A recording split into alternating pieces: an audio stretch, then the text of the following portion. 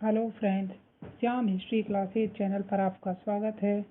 और आज हम एनसीईआरटी सीरीज में कक्षा 6 के पाठ 2 को पढ़ेंगे, जिसका नाम है आरंभिक मानव की खोज। आरंभिक मानव की खोज, इस चैप्टर को हम आज अध्ययन करेंगे। और इस चैप्टर में हमें बहुत सारी चीज़ें हैं जो हमें अच्छे ढंग से पढ़ने के लिए प्रेरित करेंगे। इस चैप्टर में हमें सबसे पहले एक तुषार नाम के लड़के की एक कहानी बताई जाएगी, जिसके द्वारा हमें इस पाठ में आगे बढ़ने में मदद मिलेगी। तो बताया गया है कि तुषार एक रिश्तेदार की शादी में दिल्ली चेन्नई जा रहा था, दिल्ली से चेन्नई, और वो रेल में जा रहा था और रेल में उसे खिड़की वाली सीट मिल गई थी। तो वो वहाँ से नज़ारा देखते हुए जा रहा था। तो अचानक उसने बहुत सारी ऐसी चीज़ें देखी जो गाड़ी तेज़ दौड़ती है, जैसे हम नोटिस करते हैं कि ट्रेन जब चलती है तो बहुत सारी चीज़ें पीछे की ओर छूटती हुई चली जाती हैं। तब उसके चाचा ने उसके कंधे पर हाथ रखा और कहा कि पता है कि लोग मात्र 150 साल पहले ही रेल से यात्रा शुरू की है। तो उसको यह बात जानकर थोड़ी आश्चर्य हुआ और उसने सोचने लगा कि जब इतनी रफ्तार वाली गाड़ियाँ नहीं थी तब लोग यात्रा कैसे करते होंगे। क्या वो सारी ज़िंदगी एक ही जगह पर बिता दिया करते थे? क्या वो यात्रा नहीं करते थे? तो इस बात को लेकर उसने यह विचार किया। तो हमारा पहला ही यहाँ से एक क्वेश्चन उठता है कि आरंभिक मानव जो था वो इधर उधर क्यों घूमते थे? क्या वो घूमते थे, और घूमते थे तो क्यों घूमते थे? तो जैसे कि हम जानते हैं कि आरंभिक जो मानव था, वो आरंभिक मानव इस उपमहाद्वीप में लगभग 20 साल पहले रहा करते थे। उन्हें हम आखेटक खाद्य संग्राहक कहा करते थे। आखेटक का अर्थ क्या होता है, हमने आपको बताया था कल ही। आखेटक का अर्थ होता है शिकारी,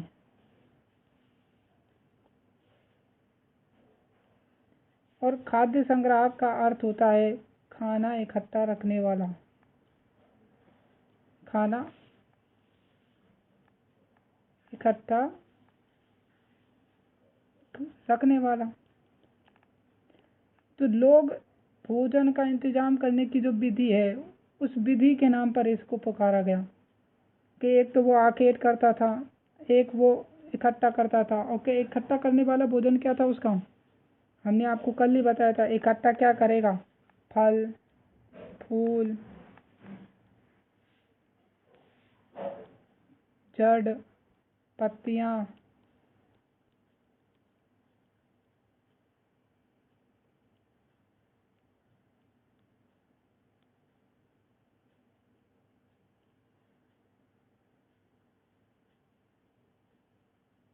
फल, फूल, जड़, पत्तियाँ और तना। तो ये पांचों चीज़ें जो हमें पेड़ पौधों से मिलती हैं, इन चीज़ों को इकट्ठा करता था, फलों को इकट्ठा रखता था, जिसको अपन नॉर्मल भाषा में अपन क्या बोलते हैं? कंदमूल। जो कंदमूल थे, उन कंदमूल को वो इकट्ठा करता था। ठीक है, तो आप कंदमूल में इन पांचों चीज़ों को याद रखेंगे कि वो कंदमूल इकट्ठा करता था। उसके बाद हम आगे पढ़ते हैं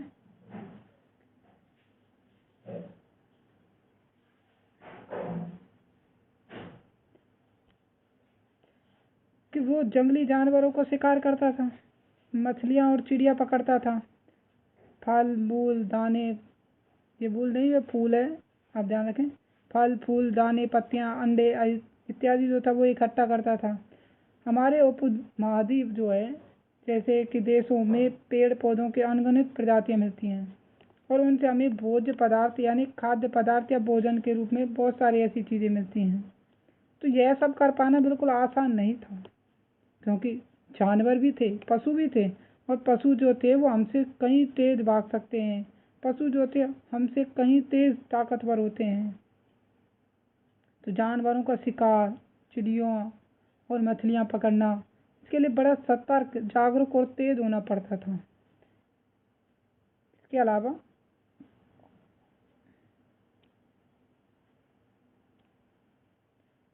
कि जो जानवरों का शिकार मछलियाँ पकड़ना बड़ा सतर्क और जागरूकता का काम था। इसके साथ पेड़ पौधों से खाना जुटाना भी जरूरी था कि कौन सा पेड़ खाने योग्य है, कौन से पेड़ पौधे, उनमें से कई तरीके के विषैले पौधे भी होते थे। साथ ही फलों के पकने के लिए समय का ज्ञान होना भी जरूरी था। तो इन सब चीज़ों के साथ साथ बहुत आवश्यक था ये सब। तो आज वर्तमान की यदि बात करें तो ऐसे समुदाय में रहने वाले बच्चों के ज्ञान और गुणों का वर्णन भी आप कर सकते हैं। अब बात आती है कि आखेटक जो थे, खाद्य संग्राहक जो थे, तो ये जो लोग थे ये एक जगह से दूसरी जगह घूमते रहने के पीछे कम से कम क्या कारण रहे होंगे।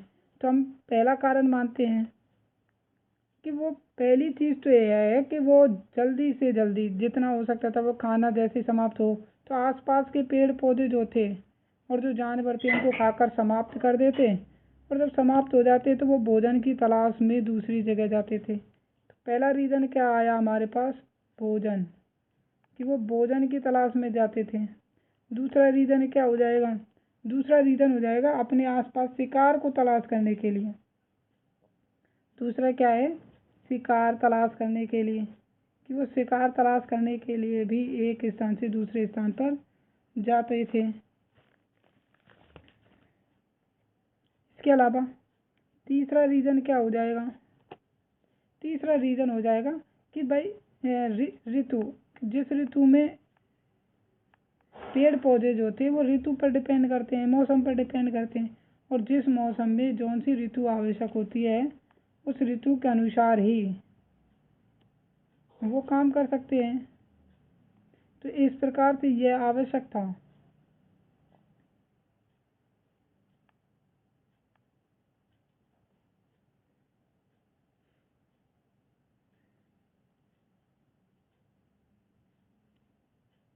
और अंतिम जो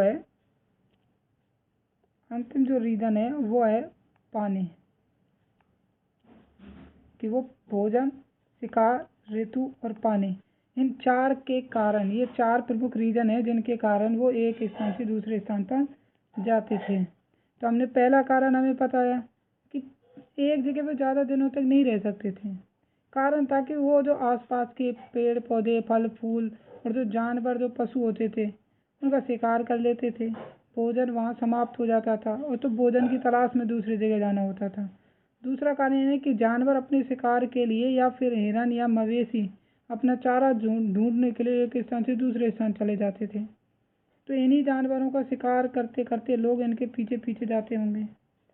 तीसरा जो रीज़न हमने देखा कि वो ये था कि पेड़ पौधे और फल फूल जो हैं वो एक अलग मौसम में ही आते हैं, तो उस मौसम के इंतज़ार करना, उस मौसम के लिए, ये सब बहुत आवश्यक था।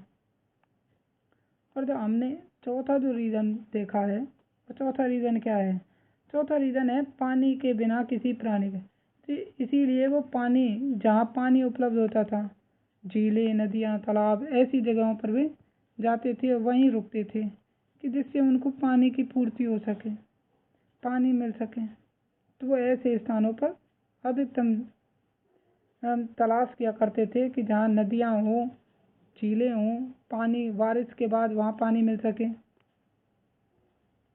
और वर्तमान में बात करें तो तुम विद्यालय कैसे जाते हो, तुम्हें स्कूल से घर और घर से स्कूल जाने में कितना समय लग जाता है, तुम बस या साइकिल से जाओ तो स्कूल पहुंचने में कितना समय लगता है, इन सब चीज़ों की जानकारी दी जाती है।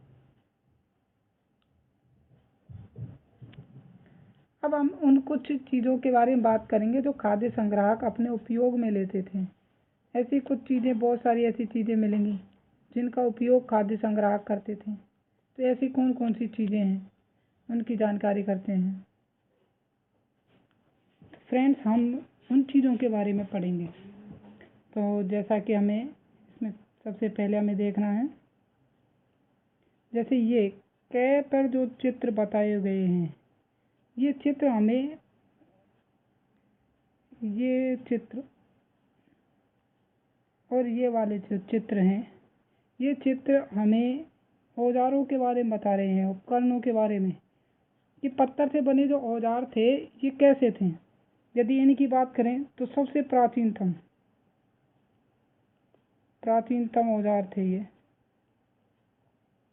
क्योंकि जैसा हम जानते हैं कि प्राचीनतम समय में जो औजार थे वे सबसे ज़्यादा बड़े थे, मोटे थे और भद्दे प्रकार के थे।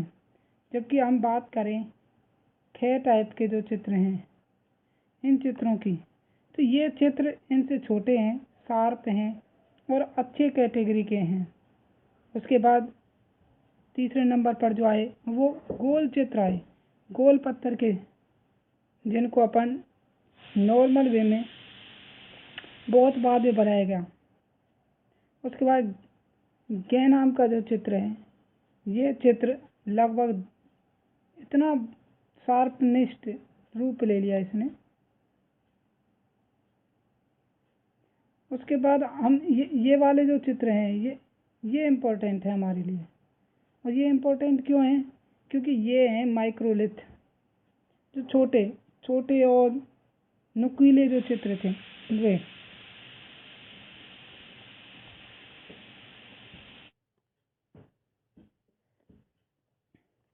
तो ये बनाए गए। अब हम बात करते हैं कि ये जो औजार हैं, ये जो पत्थर के औजार बने हैं, इनके अलावा कुछ औजार और भी थे जो लकड़ी के बनाए गए थे। पत्थर के जो औजार थे इनका काम क्या था? जैसे इसमें दिखाया गया है, इसमें जो औजार दिखाया गया है ये सुई के रूप में काम में आता था। इसमें जो औजार दिखाया गया है ये खोदने के लिए काम में लिया जाता था। तो इनमें से जो कुछ औजार जो फल फूल काटने, हड्डियां मांस काटने, पेड़ की छाल काटने, जानवर की खाल उतारने, इनके लिए प्रयुक्त होता था। जबकि कुछ जो थे औजार वो लकड़ियां या हड्डियों के मुट्ठे लगाकर भाले और बाण जैसे हथियार बनाए जाने के काम आते थे।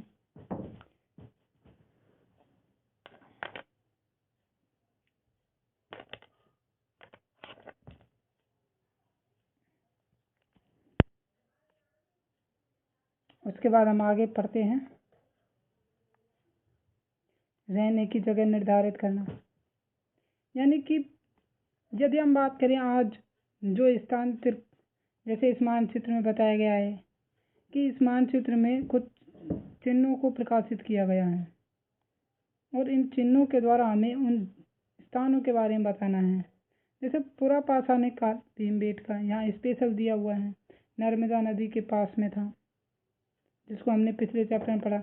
नवपाषाण काल जो कि अलग ही देख रहे हैं, मोहनजोदड़ो, मेहरगढ़, महागढ़ा, कोल्डियाबा, चिरांद, अल्लूर, पैयमपल्ली, ये सभी स्थान। इनके अलावा कुछ और भी हैं जो कि आपको यहाँ देखेंगे, बुरजोम जो कश्मीर में है।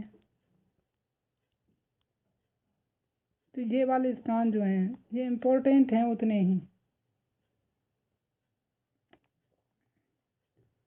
तो ये जैसे महापाषाणिक काल के, तो इनमें चिन्ह दिए हुए हैं। नवपाषाण काल के महापाषाणिक पुरास्थल भी दिया हुआ है, जैसे ब्रह्मगिरी है, आदि चंडलूर है। आरंभिक गांव के बारे में दिया गया है, इनाम गांव है। आधुनिक नगर भी बताया गया, जैसे मुंबई जो कि आधुनिक नगर है। इनके अलावा और भी बहुत सारी ऐसी जगह हैं, जैसे कोलकाता है,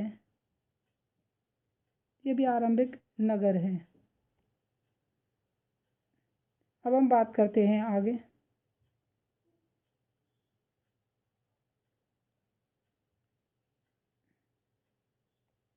तो देखो भीमबेटका जो है वो आधुनिक मध्य प्रदेश में स्थित है, एमपी में। और इनके आवासीय पुरास्थान उन्हें कहते हैं जहाँ लोग आकर रहकर गुफाओं में, कंदराओं में, ऐसे स्थलों पर दर्शाया गया। और इसीलिए लोग इन गुफाओं में क्यों, तो वो इसलिए रहते थे क्योंकि यहाँ बारिश, धूप, हवाओं से राहत मिलती थी, इनसे इनका बचाव हो जाता था। प्राकृतिक गुफाएं विंध्य और दक्कन के पर्वतीय इलाकों में मिलती हैं, जो नर्मदा घाटी के पास स्थित हैं।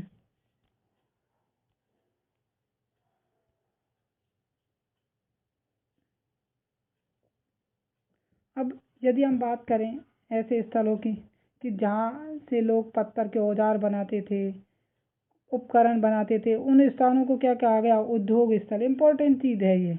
उद्योग स्थल किसे कहते थे? कि जहाँ लोग पत्थरों के औजार बनाते थे, जहाँ लोग लकड़ी के औजार बनाते थे। तो अब एक चीज़ और आपको समझने की है कि जब लोग पत्थर के औजार बना रहे हैं तो इस काल को अपन क्या कहेंगे? आगे अपन पढ़ेंगे तो इसमें पाषाण काल।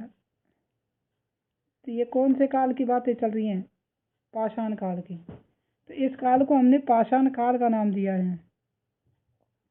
तो आम तौर पर जगह जगह ऐसी जगह पत्थरों के बड़े बड़े टुकड़े मिले हैं, उपकरण मिले हैं, तो लोग इनको छोड़कर चले गए होंगे।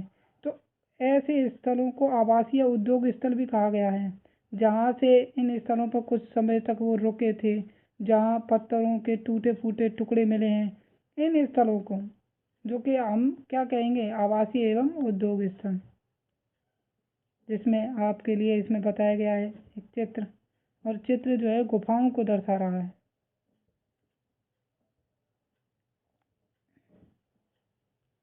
अब हम बात करेंगे पुरास्थल। पुरास्थल क्या होता है?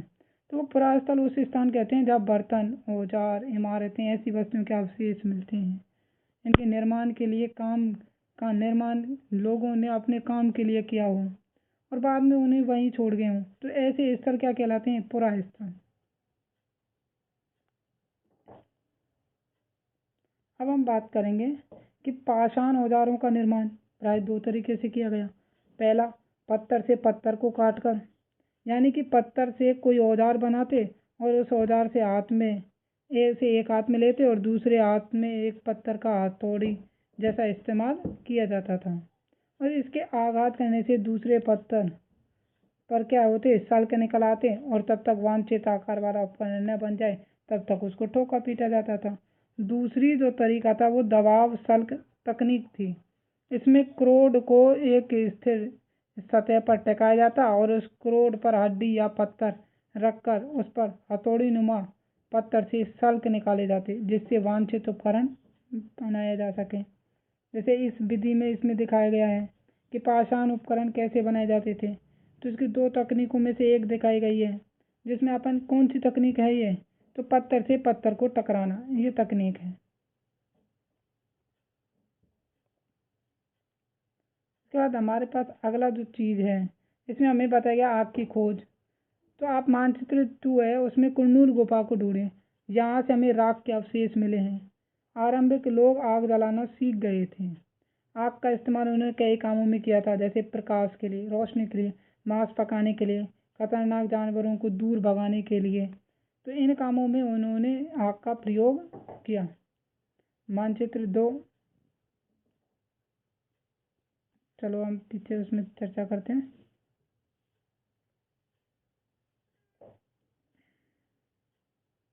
कि आज भी हम आग का प्रयोग उसी चीज़ में करते हैं, जानवरों को भगाने के लिए, मांस पकाने के लिए, खाना बनाने के लिए। हम ये यूजेबल हैं। प्रकाश रोशनी पाने के लिए भी होता है। ठीक है। अब हम बात करें बदलती हुई जलवायु की। तो ये हमारा मेन फैक्टर, मेन रीज़न था कि ये जलवायु अगर नहीं बदलती तो हमारा जो मानव था वो यात्राएं नहीं करता। आरंभिक जो पुरुष था, आरंभिक जो मनुष्य था, वो यात्रा नहीं करता। लगभग 12,000 साल पहले की बात है। दुनिया में जलवायु में बड़े बदलाव आए, गर्मी बढ़ने लगी।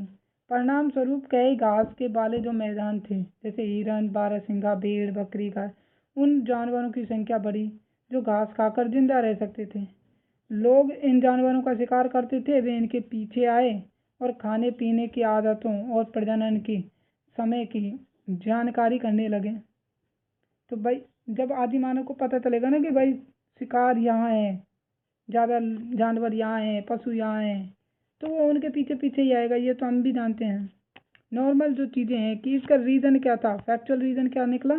फैक्चुअल रीज़न था कि जलवायु बदल गई, और इस जलवायु के बदलने के कारण ही इतने परिवर्तन हो गए कि उस समय कि कई जो घास के मैदान थे वो बढ़ने लग गए।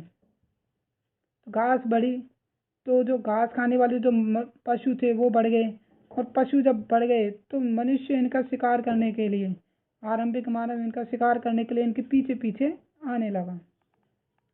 तब लोग इन जानवरों को पकड़कर अपनी जरूरत के अनुसार पालने की बात सोचने लगे, और इस काल में जो मुख्य भोजन था वो मछली था। इसके अलावा कई इलाकों में गेहूं, जौ, धान, प्राकृतिक अनाज उगाए जाने लगे। शायद महिलाओं, पुरुषों और बच्चों ने इन अनाजों को भोजन के रूप में बटोरना शुरू कर दिया होगा।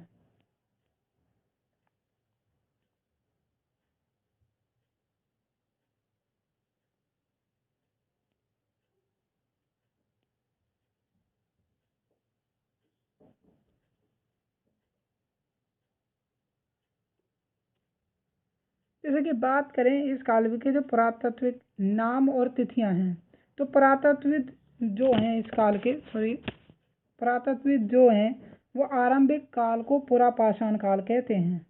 यानी कि पुरापाषाण काल से मतलब है कि वो सबसे पहला जो समय बताते हैं वो बताते हैं पाषाण काल, और पाषाण काल को बताते हैं।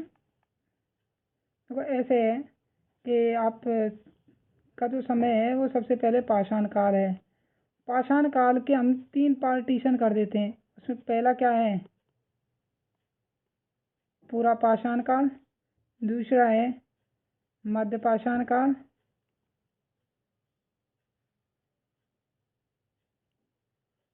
ठीक है, और अंतिम है नव पाषाण काल। तो इस प्रकार इन पाषाण कालों को 3 पार्टों में बांट दिया जाता है। तो पहला जो सबसे प्राचीनतम हो गया वो क्या होगा, पूरा पाषाण काल। तो आइए इसी के बारे में चर्चा कर रहे हैं कि पूरा पाषाण काल को सबसे प्रारंभिक माना।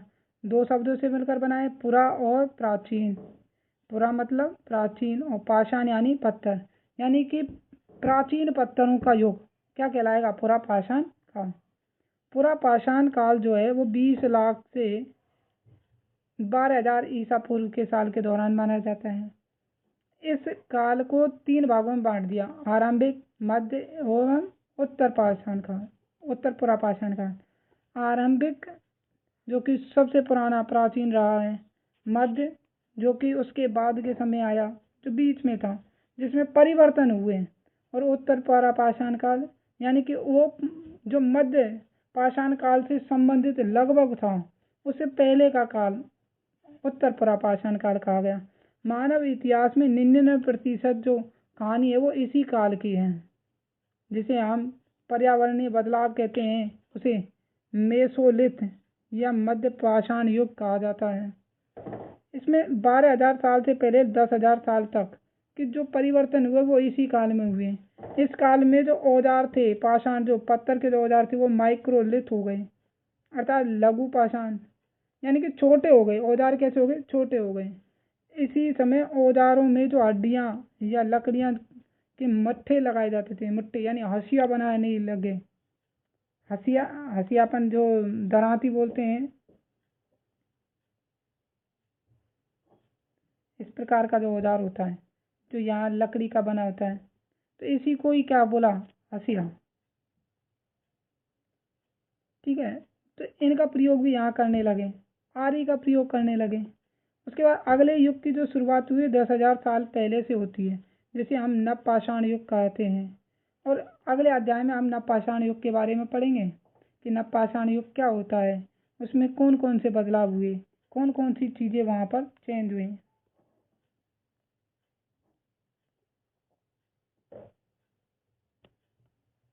शैल चित्रकला, शैल चित्रकला जो कि ये है, एक शैल पर चित्र बना हुआ है, यानी कि पत्थरों पर जो चित्र बनाए गए वो, जिसको अपन आगे चल के पेट्रोग्लिफ विधि के नाम से भी जानेंगे। कि ये जो चित्र हैं ये सुंदर उदाहरण मध्य प्रदेश और दक्षिणी उत्तर प्रदेश की गुफाओं में मिले हैं। अब इनका प्रमुख जो है वो है भीमबेटका शैली, सॉरी भीमबेटका, वहाँ से हमें ये बहुत सारे ऐसे चित्र मिले हैं। कुछ दीवारों पर भी मिले हैं, गुफाओं में जो लोग रहते थे उन्होंने गुफाओं में ऐसे चित्र बनाए। आगे हम बात करें कौन क्या करता था। आरंभिक जो लोग थे वो शिकारी थे, कंदमूल संग्रहण करते थे, वे पत्थर के औजार गुफाओं में चित्र बनाते थे, ये काम करते थे। महिलाएं शिकार करती थीं या पुरुष औजार बनाते थे, या फिर महिलाएं चित्रकारी करती थी और पुरुष कंदमूल इकट्ठा करते थे। वास्तव में इसका ज्ञान किसी को नहीं है। ये सब कुछ कहानी जो हम आपको बता रहे हैं, कहानी किस पर है? कल्पना पर है। और ये कल्पना किस से आती है? हम कल्पना किस पे करते हैं? स्रोतों पर। हो सकता है ये सब कुछ चेंज हो जाए, लेकिन स्रोतों के आधार पर ये अभी तक सही है, इसी को बताया गया है। ठीक है, आगे हम बात करते हैं। भारत में शुतुरमुर्ग के जो अंडे के अवशेष मिले हैं, पुरापाषाण युग के दौरान के मिले हैं। पुरापाषाण युग में जो शुतुरमुर्ग होते थे, तो महाराष्ट्र के पटने से पुरास्थल के शुतुरमुर्ग के अंडों का अवशेष मिला है।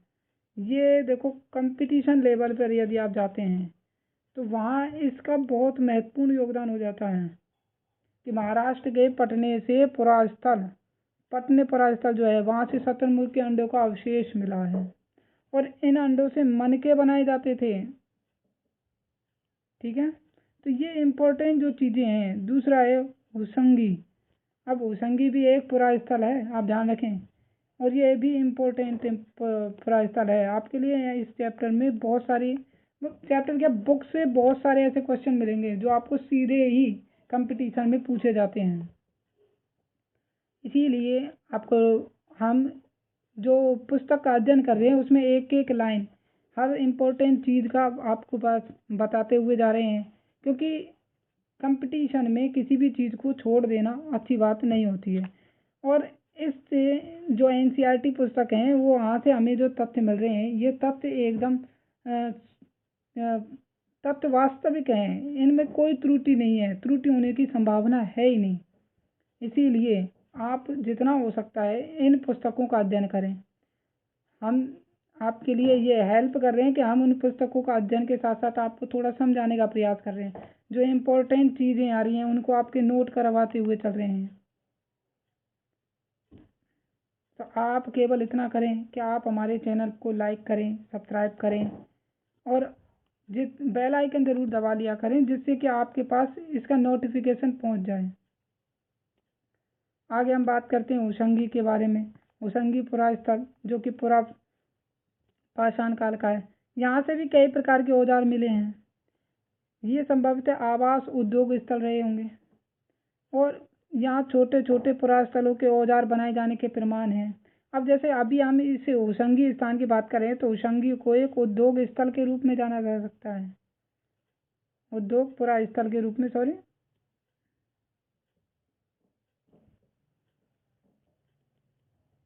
उद्योग पुरास्थल। और ये कैसे जान सकते हैं हम? क्योंकि यहाँ औजार बनाए जाने के प्रमाण मिले हैं और औजार बनाए जाने वाले स्थान को क्या नाम दिया गया? उद्योग स्थल नाम दिया गया। आगे बात करते हैं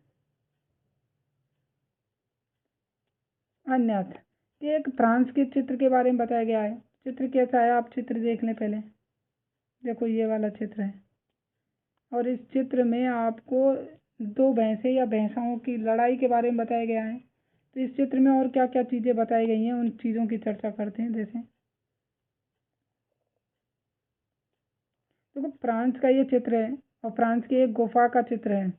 तो पूरा स्थल की जो खोज लगभग 100 साल पहले 4 स्कूली छात्रों ने की। ये चित्र लगभग 20,000 साल पहले से लेकर 10,000 साल पहले के बीच बनाए गए होंगे। इसमें जंगली घोड़े, गाय, भैंस, गेंडा, रेनडियर, बारहसिंगा, सुअर गहरे चमकीले रंगों से चित्रित किया गया है। इन रंगों में लोहा यस्क, चारकोल जैसे खनिज पदार्थों का प्रयोग किया गया है। इनके द्वारा बनाया गया जाता होगा। इन चित्रों को उत्सवों पर अवसर पर बनाया गया होगा। इन्हें शिकारियों द्वारा शिकार पर निकलने से कुछ पहले कुछ जो अनुष्ठान करने के लिए बनाया गया होगा। अब ये सब संभावनाएं हैं, रीजनेबल चीज़ें हैं कि संभावना है। इस चैप्टर में जो हमें उपयोगी जो शब्द हैं वो है आखेटक, खाद्य संग्राहक। आखेटक शिकारी को कहते हैं, खाद्य संग्राहक इकट्ठा करने वाला, यानी भोजन इकट्ठा करने। पूरा स्थल जो कि हमने पढ़ चुके हैं कि जो प्राचीनतम जो स्थल है जहाँ से हमें स्रोत मिले हैं वो सब पूरा स्थल हैं। उद्योग स्थल जहाँ पर मतलब उपकरण बनाए जाने की जो फैक्ट्रियाँ स्थित की गई थी, जहाँ औजार बनाए जाते थे वो स्थल उद्योग स्थल कहलाते थे। आवासीय स्थल जहाँ निवास स्थान बनाया गया वो आवास। पूरा पाषाण काल, मध्य पाषाण काल, लघु पाषाण काल, ये उस पाषाण काल के पार्टीशंस हैं जो हमने अभी पढ़ा। कुछ महत्वपूर्ण तिथियां भी हैं, जैसे मध्य पाषाण युग जो 12,000 साल से पहले से लेकर और 10,000 ईसा पूर्व साल तक का है। नव पाषाण युग का आरंभ मध्य पाषाण युग के बाद है, 10,000 साल पहले से। ठीक है, तो हमारा ये चैप्टर इस प्रकार समाप्त होता है। आगे हम तीसरा चैप्टर का अध्ययन करेंगे और तीसरे चैप्टर में हम आपको आगे की बातें बताएंगे। थर्ड जो चैप्टर होगा हमारा वो चैप्टर भोजन संग्रहण से उत्पादन तक का है। उससे पहले हम आपके लिए कुछ चीज़ें बता दें कि जिन्होंने हमारा चैनल सब्सक्राइब नहीं किया है वो चैनल को सब्सक्राइब कर दें, बेल आइकन को भी दबा दें जिससे उनके पास हमारे इसकी नोटिफिकेशन की सूचनाएं पहुंच जाएं।